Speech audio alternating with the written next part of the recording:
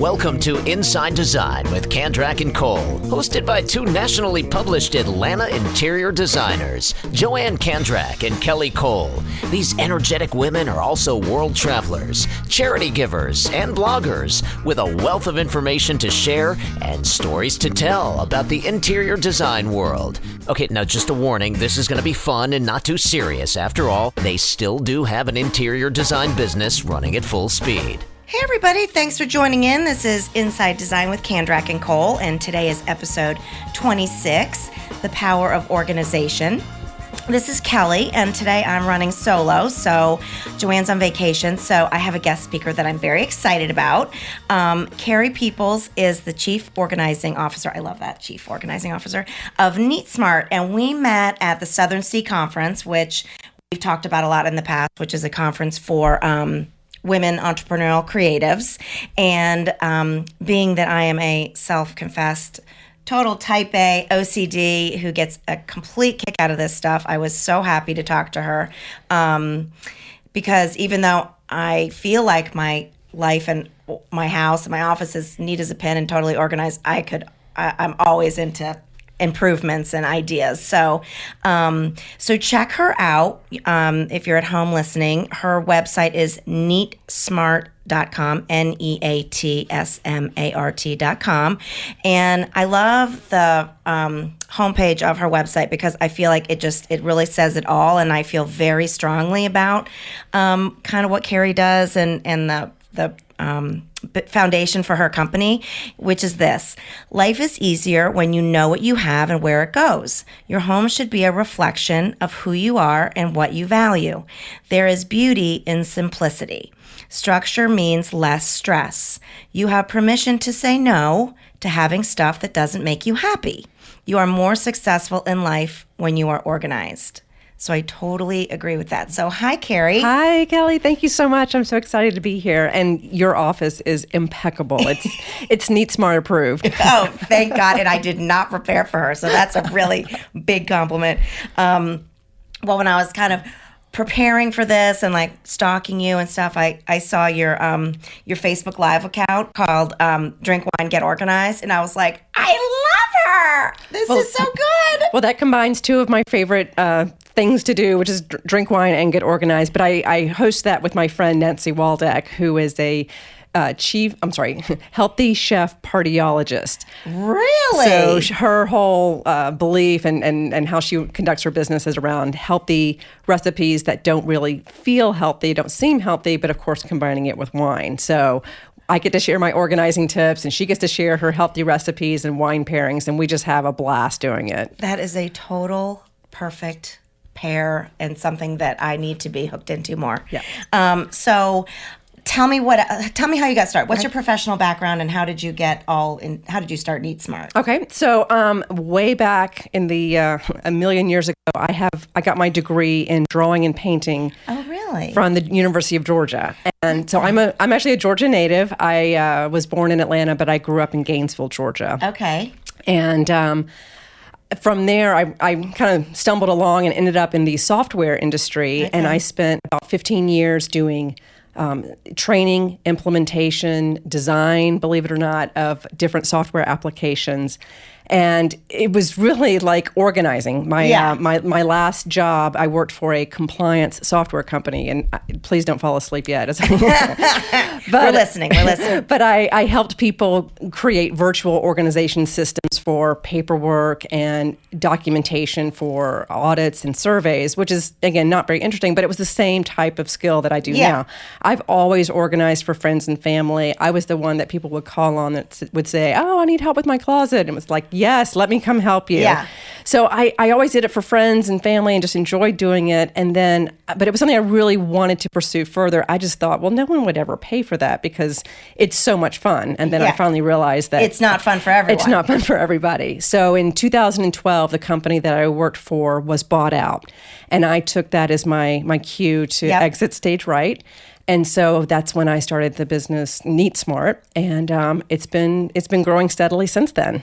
So, what I read on your website that you start out, which I would assume is kind of like our client consultation when we go for that very first time. What is that assessment like? Kind of. I'm sure people are horrified at first to open their door to you. Well, it's funny. I always tell people, don't clean up for me. Yeah, so definitely. I want to see them in their natural habitat because that helps me to figure out the solution to help them to get and stay organized. So the assessment is probably similar to what you go through in people's homes. It's walking through the various, we'll call them problem areas, or the areas that are stressing them out. And it's, who, just assessing the situation. Who works here? Who lives here? How many people work in this area or use this area? What's working well? What's not working well? If I could wave a magic wand, what would you like to see? Because one thing I realized is that organizing or being organized means different things to different people. And my vision of organization may not be what their vision of organization is. Yeah. So it's really assessing and asking all of those questions so I can come up with a customized solution for them and for their home. And for, if they have kids, it's a very different scenario than if it's someone who's living alone.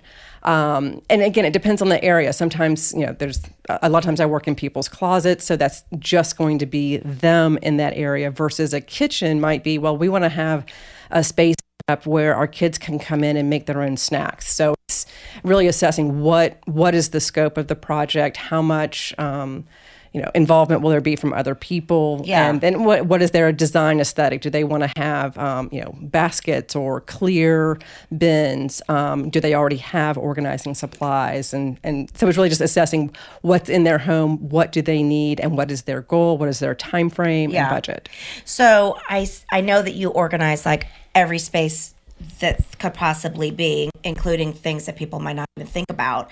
But if you walk into a house that's just a complete and utter disaster, how do you focus that client to figure out, maybe I don't know if it's ever too much to tackle all at once, or you have to do it in phases, or how do you help them determine where they need the most help? It's a good question. So it's like time management and project management in that it's figuring out, where are the big problem areas, but also you don't want to take on the biggest project first because it takes so much longer to get it completed that you don't feel like you've accomplished anything. Yeah.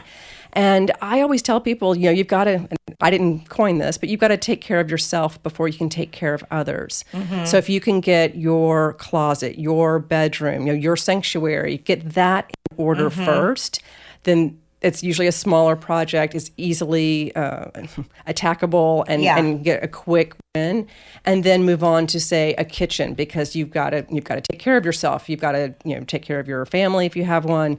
But if you can have a place where you can rest and relax and recharge, i.e. your bedroom, and your when you're getting dressed in the morning, have a calm closet from which to select your clothes, then you can accomplish anything. So it's taking care of those personal areas first, and then moving into, say, your kitchen, an office. I do a lot of offices as well. I'm sure. Because many people work at home They now. work at home now, yes. Yeah.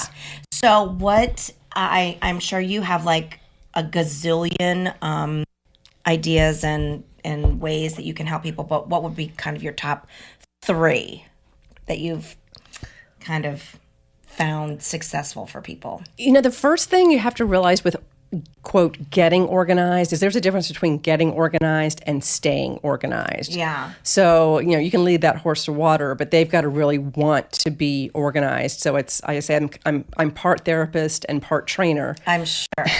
But I think the biggest thing you have to realize is that you've got to really assess your space. And if you have more stuff than will fit in that space, you're going to have to make some decisions.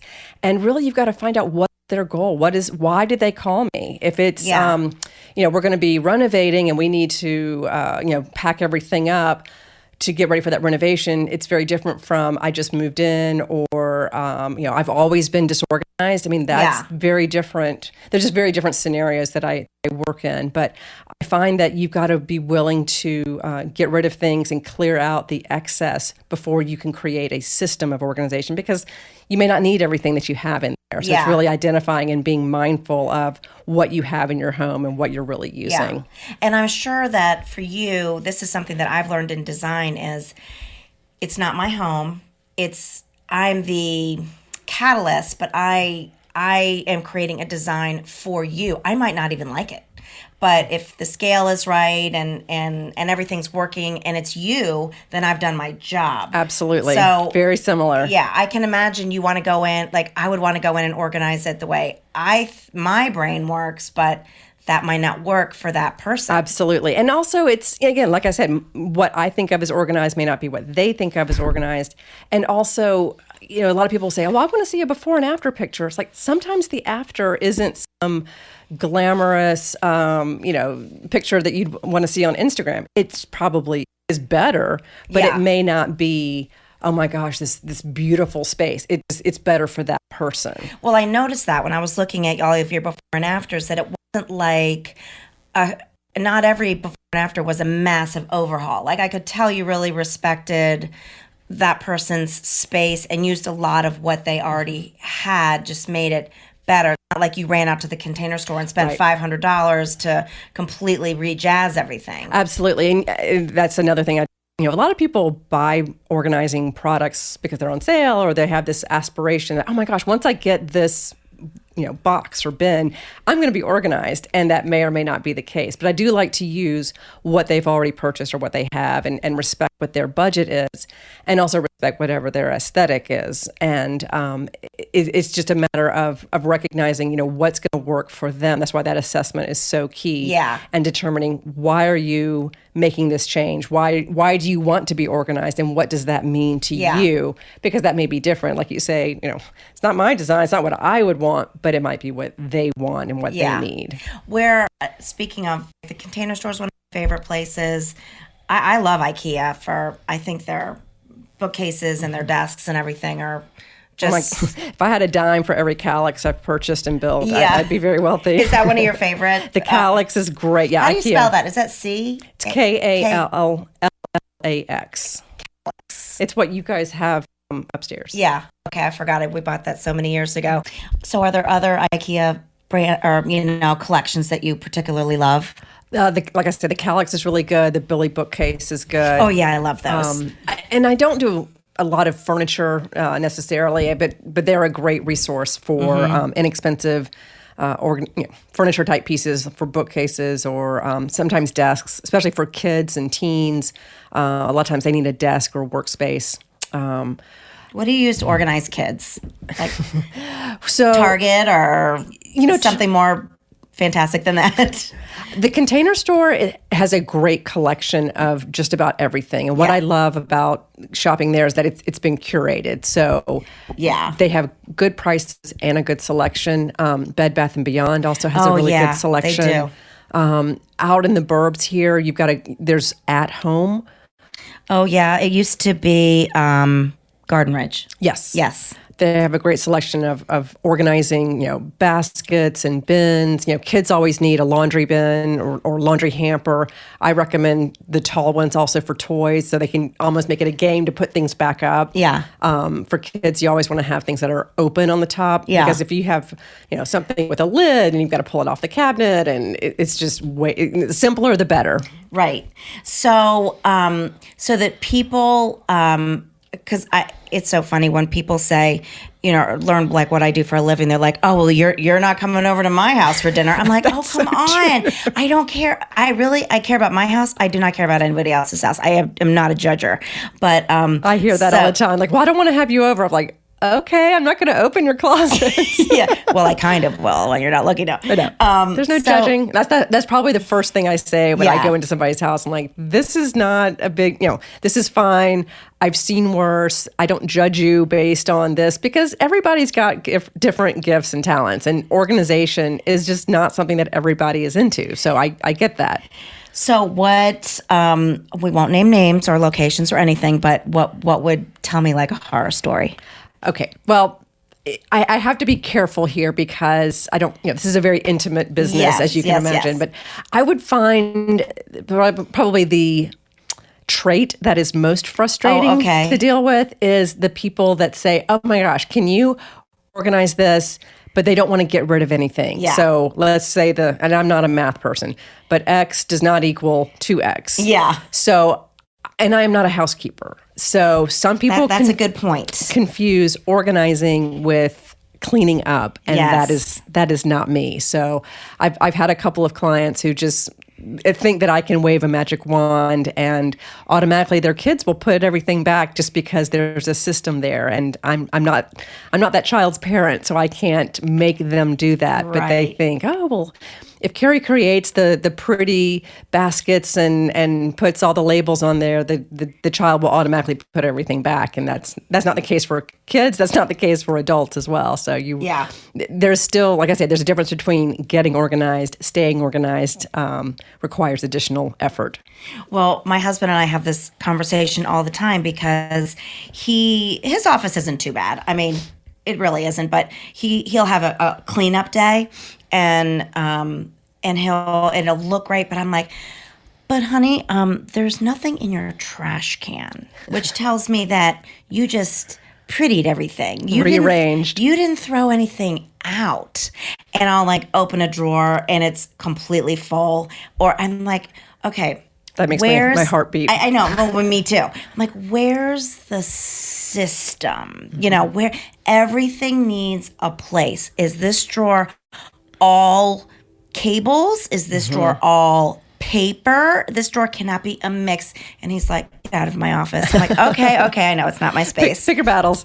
Yeah, definitely. No, it's true. It's like you have to have that system, and it sometimes that system will change. You might start off storing say in an office, your papers over here, but then you realize, well, I'm always having to go across the desk to reach the paper, so I'd rather have them be stored closer to me. So again, part of the assessment process is, depending on where we're working, how often do you use this? Do you are you right-handed or are you left-handed? I heard you say that in the kitchen discussion. But if you're using something often or frequently, you want to have that close to you. Right. The things that you're not using or that are seasonal can be on higher shelves or in attics or distant closets. Yes. But the things that you use every day, whether it's your clothes or items on your desk, you want to have as close to you as possible. Like that is such a good example. Like when we were working on organizing our laundry room, and I'm only 5'2", and he's a lot taller than me. So I'm like,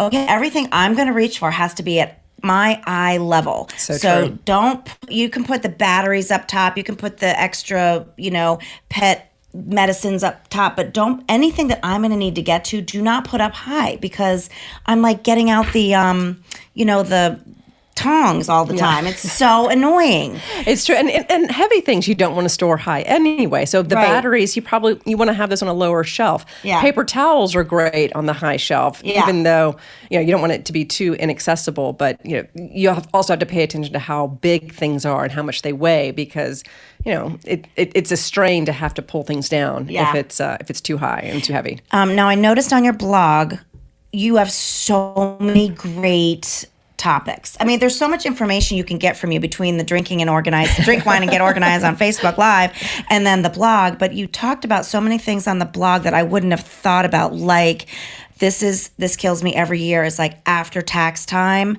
what to do with your tax prep stuff. Yes. And especially now that everything's digitized, I don't have, when I look back in my cabinet, I have like 2008, 2009, 2000, and they're all organized. But in the last 3 years, they're on the computer, which makes me a little nervous, because the CPA sent them password protected, and now the password doesn't work anymore. So if I needed it, I can't go back and get it, and I have to remember. So tips like that, and thank you. Tips like the sentimental cards. Like I don't keep all that stuff, but a few special ones, and usually they're my bookmarks in my books. That's great. Yeah, you're actually using them, which is wonderful. Yeah, but I those tips are so helpful. Thank you. Well, the thing about sentimental stuff, and this is something I help people with a lot, because it's a frequently brought up topic, is you can't keep everything. You can't keep every scrap of paper that your child ever scribbled Not on. everybody gets that message. Yes. And I didn't coin this. I think this was Peter Walsh, who was an organizer. He's awesome. I love him. But he said, if everything's a treasure, nothing is a treasure. Yes. And if you're keeping every scrap of paper, then the ones that are valuable, that really express something aren't as valuable because you've got 15 other of the same type. So I always encourage people to use the things that are sentimental, or to frame the pictures, or with kids' artwork, create a Shutterfly book where you take digital pictures and then just you can then chunk the actual artwork, because it's not going to last. I mean, glue and construction paper are not meant to be archived quality materials for creating artwork. But if you can make a book out of the digital images, or frame the actual artwork. But you can't keep everything. And the same thing with cards and letters. If someone just wrote "Happy Birthday" on a generic card, that's not as meaningful as a personal letter that was written, or personal message. Yeah. So speaking of Peter Walsh, he's so great. He's a British guy who does some great organizing. He had a show. Clean Sweep. Clean Sweep. Does he still have that show? It's not around anymore, but it was a great show. Niecy Nash was on there. Oh, yeah. But it was a little misleading because, again, it's kind of like they waved the magic wand. Yeah, totally. It's kind of like HGTV. Yeah, they're not going to keep it like that. But I liked his methodology is kind of the same as yours, is just kind of getting to the bottom of things from a psychologist kind of point of view. But really, I talk about this a lot with our clients, not maybe from an organizing standpoint, but from a sanctuary standpoint. Absolutely. From a mental health, a physical health, a spiritual health, that clutter is weight on your shoulders that affects your entire life. So and true. Organization, it takes a lot of effort, and it's just like kind of exercising or eating right or other things, but the relief and the happiness that comes from that it is. And even if if it doesn't come naturally to you, just simply, just purging some things that just are laying around. And that quote that we both love, if it's not beautiful or useful, or have nothing in your home that you do not know to be useful or believe to be beautiful. And if you really think that through to the nth degree, you could really get rid of half your house. Well, the thing is, we attach so much meaning to things, and it's, if I get rid of this sweater that I think is ugly that my Aunt Janet gave me, that means that I don't love Aunt Janet, and that's not the case at all. Someone else may look at that sweater and say, that's the most beautiful thing I've ever seen. I can't wait to wear that. So pass it on. It has no bearing on your relationship, but we assign a lot of meaning to inanimate objects. Yeah. Well, and I think we've seen from the show The Hoarders, and from, shows like Peter Walsh's show, that it's very emotional, like you said, and it's it takes a lot of time, but having somebody like you to kind of be that catalyst to get it done is great. It is. How do you charge, by the way? I have packages of hours. Okay. And that's part of the assessment, is for me to determine kind of how big is the scope of the project, what all is it going to entail, do they need products purchased and things like that. But I do packages of hours because that sets a limit, and I think people feel more confident with knowing I'm spending X amount and these are the services that I'm getting, because it's not just it's based on an hourly rate, but it includes other services with the package. So are you hand-holding the whole time, or do they do some things? It depends on the project. If it's let's say an unpacking job. I had one project a couple of years ago. It was I thought a brilliant project. They hired me to unpack their kitchen and pantry while they were on vacation. Brilliant. So they came back and the kitchen was completely done. The pantry was completely done. So that was not a case, they'd already purged. So they didn't need me to guide them through, okay, should I keep this or not? But some people, if they are decluttering because, let's say they're downsizing, or they've just thrown everything into the closet because they didn't have time to deal with it, I cannot make a decision for you about what you should declutter. That is more of a hand holding. But the actual putting together the system, I don't necessarily need them there with me. I mean, I assess, what's your style, and how tall are you, and what's your budget whenever I'm designing the system. But as far as the decluttering process, it has to be with them. Yeah. Well, I just personally think that it's one of those services that is a necessary luxury. I mean, hiring somebody like you to help expedite this process so people can live better, breathe better, sleep better is really seriously important. Well, ultimately, it saves them money because they're not buying duplicates. They're not, oh my gosh, I had a staple gun somewhere around here. I need it now, so I'm going to go buy another one. And then as soon as they buy it, they discover the 3 others that they purchased. And you think about the value of time. I mean, the time that you spend looking for things. The average person spends, I think, 45 minutes a day looking for things. Oh, God, that's annoying. Yeah. And that's, I'm sure you've got lots of other things you'd rather be doing with those 45 minutes. So ultimately, it's a time saver. It's a sanity saver. It's a money saver. Yeah. I mean, think about, your relationships. I mean, there's a lot of spouses that have issues because one person is organized, the other person is not, and they're having to deal with resenting the other person. Whereas if they had a system, that would at least make both of them happy. I agree. All right, so Carrie, I'm so glad you could join me today. Oh, my pleasure. You guys check out her website, NeatSmart.com. I just think it's something that everybody really needs to think about. And check her out on Facebook and watch her Facebook Live. I'm going to end with a quote that I think is appropriate for today. And it goes like this: minimalism isn't about removing things you love. It's more about removing the things that distract you from the things you love. And that's from Joshua Becker. That's great. Because it all is a distraction. It is. Yeah. So I thought that was appropriate for today. All right, guys. Well, Joanne will be back shortly. I have no idea what we're talking about next week. So just hang on and tune in next week, and I'm sure it'll be good. So have a great week, and thanks for listening. And thank you, Carrie. Thank you. I appreciate it. Join Joanne and Kelly weekly for a lively conversation about trends, travels to industry events, current design projects, the good, the bad, and the ugly, do's and don'ts, product recommendations, and more. Be sure to follow the fun on Facebook. They're on Instagram at Cole, and of course, you've got to visit them online at candrak-cole.com for more information.